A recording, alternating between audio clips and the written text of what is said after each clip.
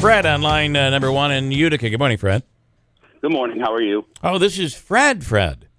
Yes. What's up, Fred? Fred, by the Not way, too much. for those that don't know, Fred was an intern with me when I worked in Providence. And Fred met another intern from Utica. This was in the day that I'd bring the interns with me, and they'd stay at my house, and before my wife stepped in. Because she wasn't a part of the picture at that point. But Fred was came back to Utica, now lives in Utica, so a Providence transplant. Which I don't think is funny necessarily, but all right. So what's up, Fred? Not too much. Okay. Providence transplant, though. That is funny. Yeah. So why are you calling us this morning? I called you. You asked me to call into the show. I called you yesterday. Oh, no. I said that you could come in and sit in on a program sometime. Fred went through a recent situation where you've been in the hospital, right? You have to go now. You have to go through dialysis. Your kidneys failed, and it's what is it? Yeah, I do that 3 times a week over at Masonic Home. Yeah. Jeez. Yeah. Think What about happened? that. What happened? I think it was like a disease that. Yeah, polycystic kidney disease runs in my family. Okay. My mom had it. My brother just died recently. Yeah. Sorry, Because Fred. he couldn't hack being on the machine. So he pulled himself off the machine and passed away this year. I'm the only one, I think, that's held on in my family that That has the is disease. still going through it. All right, Fred. Well, it's good hearing from you. And as I said, sometime you can sit in on a show sometime. Okay. All right, I'll keep in touch with you. Okay, Fred. Good hearing from you. Yep, good hearing from you. Fred Dunleavy is the name. Next, huh? He's a musical genius. Oh, it's incredible what he's able to do with, Andrew does this where we play a song, he'll come up with a title and artist. I did this once with Fred, and I think he got through like 60 songs We could at do random. a full hour. You could go on all day He'd long, know. and he'd know, especially songs from the 70s and 80s. It's incredible. He's there's a bit of a savant issue going on there, I think. Okay. Mayor Izzo on Mayor Jackie Izzo on the line right now. Mayor, good morning. I'm sorry, every time we get you on, we seem to delay you. Yeah, I know. You guys are just, I don't know. What is and, it? you know, I come anytime you'd like. You know, Yes. Andrew, 11th hour, he calls me, no problem. Yeah, you're there. I don't know what's with you guys. I get you on, and all of a sudden it's like, oh, we'll get to Jackie in a few minutes. Jackie, you're too flexible. You need to tell Andrew I've got 5 minutes, so he better Yeah. start talking now. Yeah. You know, Right. you know who gets the grease? It's the squeaky wheel, isn't that? Yes, of course. Yeah. All right, so big story on your efforts in today's Observer Dispatch, and and listen, it says you're just plugging away. Basically, you're getting stuff done.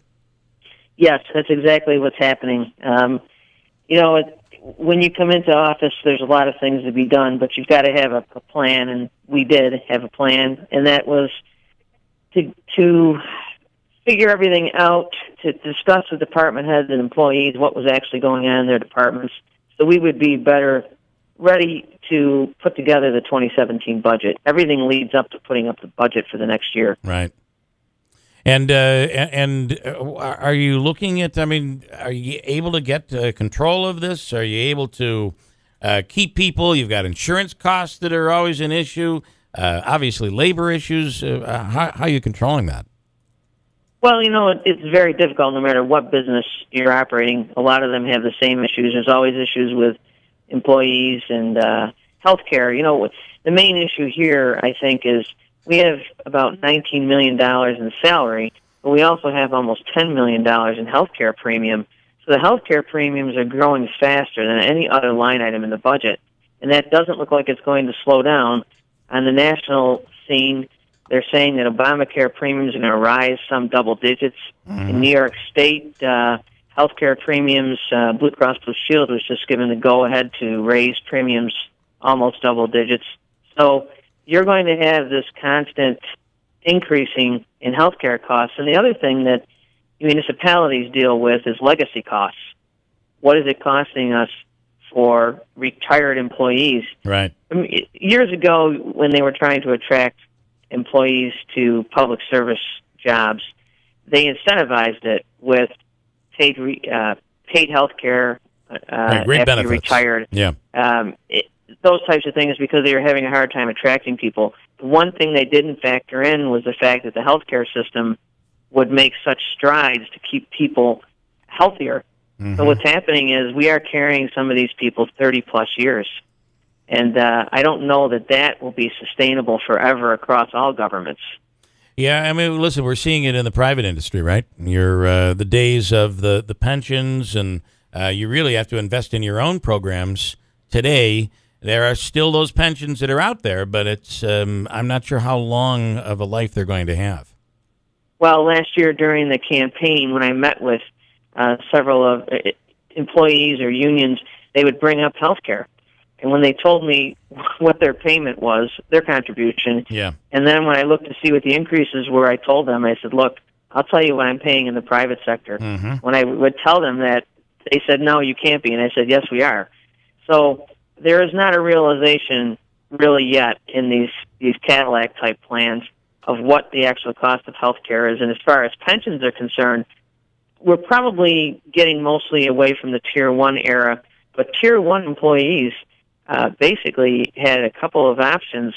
One was their pension, they could take it for the entire time they were alive at a set payment, or they could take it in a lump sum, and then that would be their money and they would reinvest it. Yeah. Well, and that's still true now, but we had so many Tier 1 people in the beginning that had paid health care plus whichever pension option they chose, and some of them, if they chose the option where they took a payment until they reached their death, some of them lived way beyond what they had contributed to the actual pension. Yeah. And so that racks up costs as well. So, I mean, this is not something you're going to be able to turn around, especially this type of thing, these contracts. You're not going to be able to turn it around immediately. How long does it take before you can say you really believe you'll have Rome in a good standing in terms of budget? Well, I think that the first thing we did come in and the fireman's contract had not been settled. We got a very fair contract for the next couple of years. We did do we are doing some positions term deletions based on attrition. We offered a retirement incentive. And as a result of that, when we looked at the number of people that may retire, we looked at some of the staffing and said, why don't we do this now when we can do it through attrition? So in 2018 and beyond, we will pick up quite a bit of revenue there, and that will help going forward. We're going to have to be creative with all of the unions. We're going to have to take a look at the contracts. Many of them expire in 2018, so we will be using 2017 for discussions to see where we can get savings. What we'll be doing is bringing back a multi-year budgeting here. So what we're doing for 17 is going to be a painful year. Mm-hmm. But we're trying to look at it with the department heads and saying, okay, here's what we're going to do in 17, but we're hoping to have a goal of getting here and here in 18 and 19. So hopefully we will be able to get on that type of track with the tax revenue that we have. Maybe we'll grow the tax base a little bit, and we have to watch the spending. Right. For instance, one of the projects that will be finished over this winter and spring is this navigation center. Well, when we first came in, there was $225,000 that was supposed to be bonded through city bonding, so city money going into this navigation center, which so far had been all state grants. And that was just not acceptable. Plus, the cost of that navigation center was almost reaching $750,000. So we took that back to the drawing table. We were able to decrease the expense by $100,000. And then we had another grant down there from Assemblyman Brindisi's office. We thank him very much. And so we took money from that grant. Now it will be paid for with grant money. We have reduced the cost of the project. Those are the types of things we're looking for. All right. When you say 2017 is going to be a painful year, were you talking about cuts to staff, or were you talking about property taxes? Well, what I mean, property taxes, the spending cap, the state spending cap is zero, basically. Yeah. So that's where you're starting from.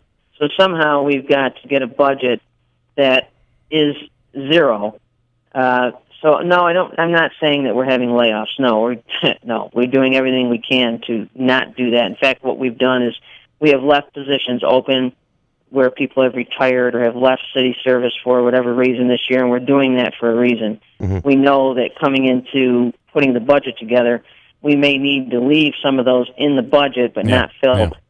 Yeah. We will not jeopardize any department that needs the staffing.